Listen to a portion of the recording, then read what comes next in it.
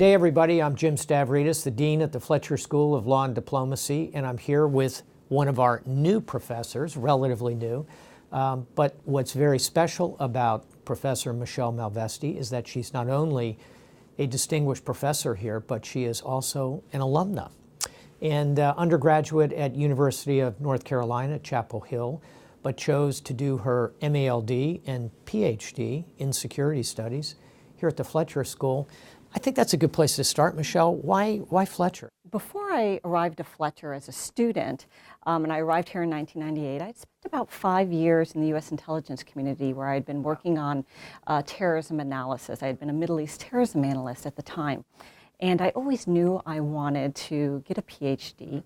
And during this time, I was looking at who are the scholars here at Fletcher, and I became very immersed in the work of one Professor Dick Schultz. So I came here to Fletcher, completed the MALD, and was writing my dissertation at the time when 9/11 happened. So went immediately from here directly back into the White House, directly back into government, where I was able to work counterterrorism policy and strategy. And what I felt is that as a student, Fletcher prepared me to better understand and define the world's problems.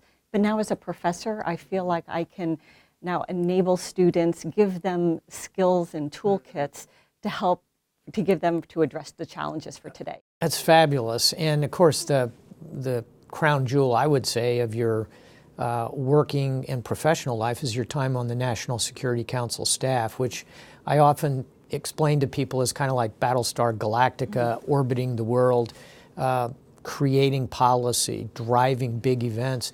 Tell us how long you were on the NSC staff and what your portfolio was, but more importantly, what's it like to work there? What's a day in the life of a staffer at the NSC staff? I spent a little over 5.5 years, a little over 5 years on the NSC staff. I was in the Office of Combating Terrorism. This was between 2002 and the end of 2007. And when you're a director on the NSC staff, you're primarily doing three things.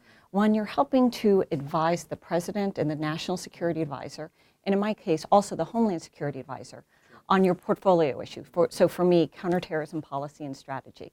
You're then working to advance the President's agenda, and then the third thing that you're doing is to help coordinate and deconflict the operational activities of departments and agencies. And it's an extreme job where you're often working 70, 80, even 90 hours a week.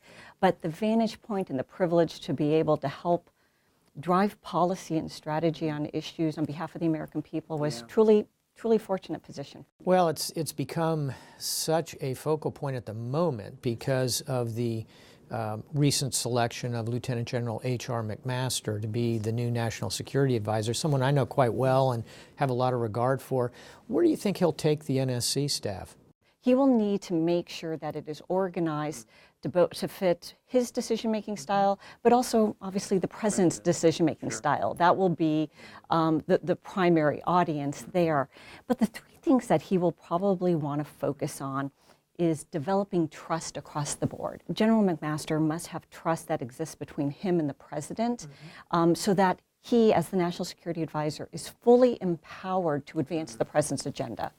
Second, he must have trust between himself and the rest of the President's national security team. They must trust that when General McMaster, as National Security Advisor, who just steps away from the Oval Office every day, is serving as an honest broker for them. And he's not putting his, what we say, thumb on the scale of policy. But then everyone there, and this is where General McMaster will work to cultivate this culture of trust, must have trust and confidence and be fully participatory in the structures and processes of decision making. Let's conclude with a question about something I know you have brought to the school and are developing as part of your portfolio, and that's cybersecurity. How does that fit in, and what are you doing with cyber here at the Fletcher School? So we're looking at power and conflict in cyberspace. And so when you look across the 21st century battlefield, when you see this distribution of power across multiple actors, you see how so many opportunities for national security, but also threats emanate from cyberspace.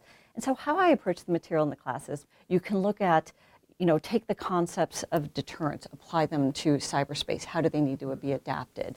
When you look across the board at law, security, diplomacy, how they can be leveraged to help address this problem. And so that's how I approach the material, and I'm fortunate to be able to delve into a new topic. Michele, thanks for everything you're doing. Thanks for being a great representative of the Fletcher School, and thank you above all for Thank you being so a much. terrific addition to our faculty. Appreciate the time.